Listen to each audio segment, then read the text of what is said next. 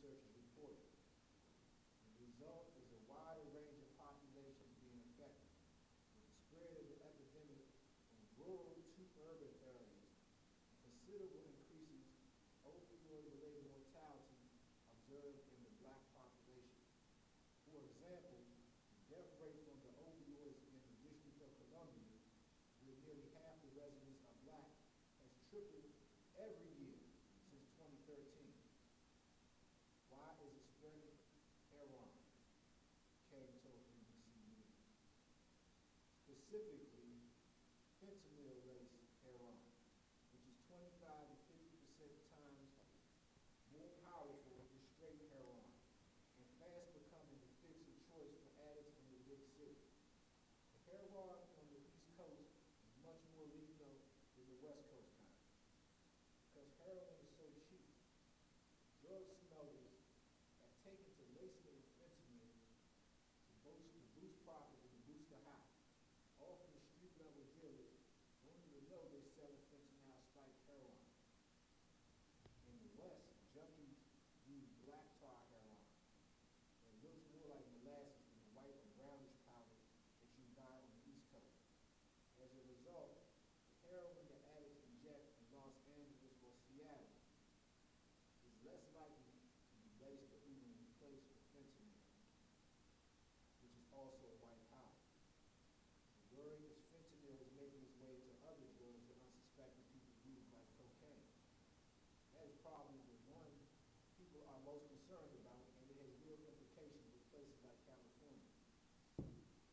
In an earlier study published last year, Kane and two other researchers took note of what was already widely accepted, that the epidemic was driven in the 1990s and 2000s by prescription opioids as part of an aggressive marketing technique by the pharmaceutical industry and changing medical standards in diagnosis and treatment of chronic pain. People would get hooked on prescription painkillers and then gravitate to heroin, they said. The African Americans were less affected because they were, quote, much lower opioid prescription rates than the black population and the white population, the study stated. In recent years, however, rates of heroin use and prescription opioid misuse in blacks and white have begun to converge.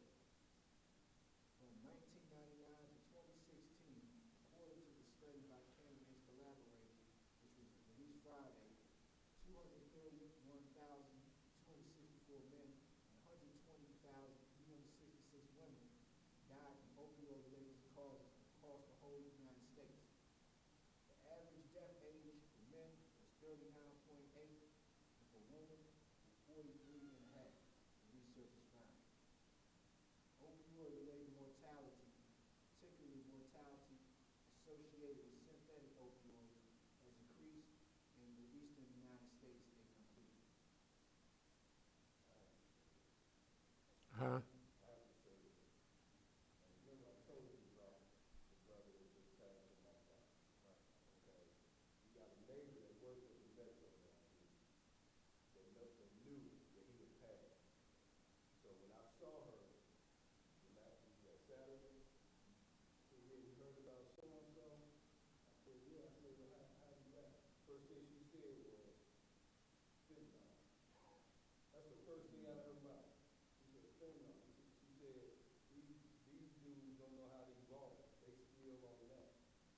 I said, okay. So, you know, that's a person. I'm looking for this one. They had a program this morning on NPR, and as soon as I heard it, I woke up right away. You know, because sometimes things, and it was about the increase in drug addiction. I mean, heroin deaths on black people. See, at first, it was hitting white people real bad. Well, I can remember way back 20 years ago as white people, you know, in Oakland and around was getting more into heroin. Okay, as these painkillers got to, if somebody can look up the NPR, National Public Radio, today, the report from the University of Michigan on heroin, or on opiates. Over the years, it began to grow, and pretty soon, it began to, white people always have used more heroin than black people, but they never, you know, it never looked like that. You know, it never sounded like that. It sounded like it was just something that we did. But by the 80s and 90s, they jumped on it real big. And this study that just came out, let's see, well, what it talked about was, is this bromine or something? Bromine, that's what they call this new treatment drug. You have it? I got one from 2018. They actually got a picture of Benny Roden on the article. They have, it's 20 even better about Hank Jamal. The northeast part of Benny Roden. Right. You know McDonald's? Yeah, right there. Same point. Yeah. Now this one is an article. They got one. I didn't see it on their front page. They got an article from 18, and then they got See about the NPR if you can find. The article just came out today. I was just reading it today. I should have been able to just jump right back to it. NPR.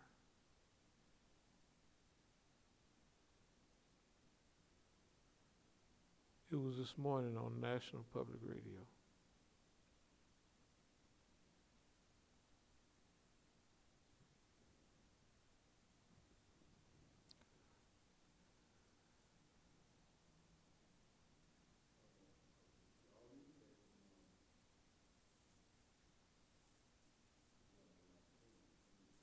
But what does it say? Does it use the study at the University of Michigan?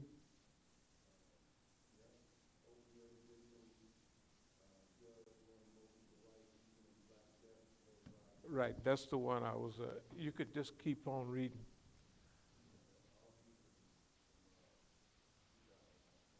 Mhm. But that's the one, it's from the study from University of Michigan. And it was talking about bromine or something like that they give white folks to help them break the habit.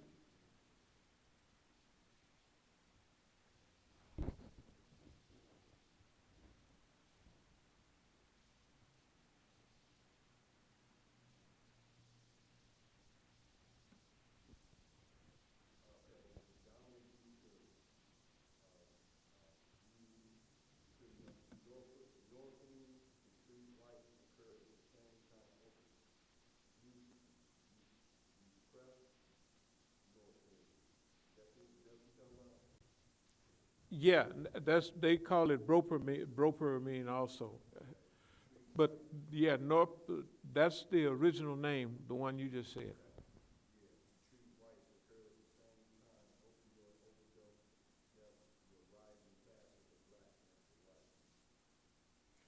Okay. Yeah, basically is this, that I just wanted to make this point. First of all, it's the point about the first is the point about our evolution. Maybe in 2014, 2015, about 5 years ago, we start hearing about, in the big numbers, about all the white folks,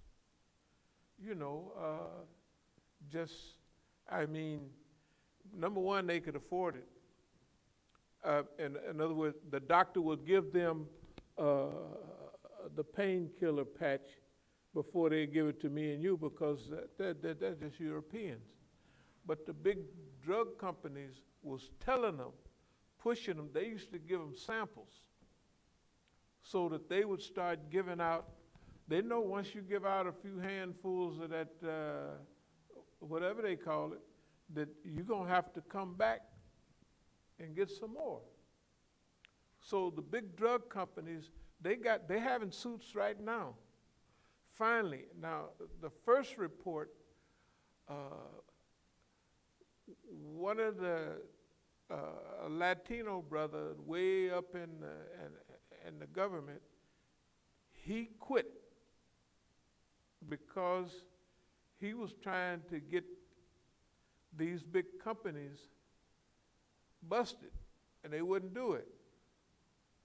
Then the next year, the biggest white lady in that, I think I mentioned this in Kutba once or twice, after 30 years of service, she quit. Because they're seeing the pattern that they're making so much of this opium and what have you, so much opioids available, so much medicine available, that they say, if this go like this, that's making these big drug companies legal dope dealers. And that's what they was. And they got the Shackler, one of them, the Shackler, yeah, Shackler, yeah. They've been on the list for a long time, but wouldn't nobody touch them. See, they got everybody hooked good before they, did anything about it. They know if you let something run for 5 or 10 years, that you're going to have a big cleanup. So when I was listening to it this morning, I was looking at, just remember, like, on the TV, recently in the last few years, they had all these movies, A Good Boy and all of that. These movies were about white families that had a son or a daughter that got addicted to opiates. And they went through the same change that all the black families went through. Till they finally giving up the person and just drug everything down, their education, if they had kids, and they turned from this wonderful, nice, one of them was called A Good Boy, something like that, I forget. It was. So anyway, this was a good 3 and 4 years ago. This was all big. And what happened is that they were preparing the people. Now, white people, they have always responded different to white people. Just think about 3 and 4 years ago, 2 years ago even, when you would see commercials on TV. Drug addiction is not a crime, it's a disease. It needs treatment, right? They didn't say that with me and you.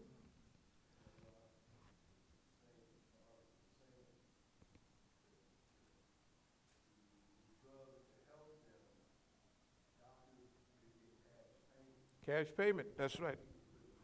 Black people can't afford it. That's right now, that's today.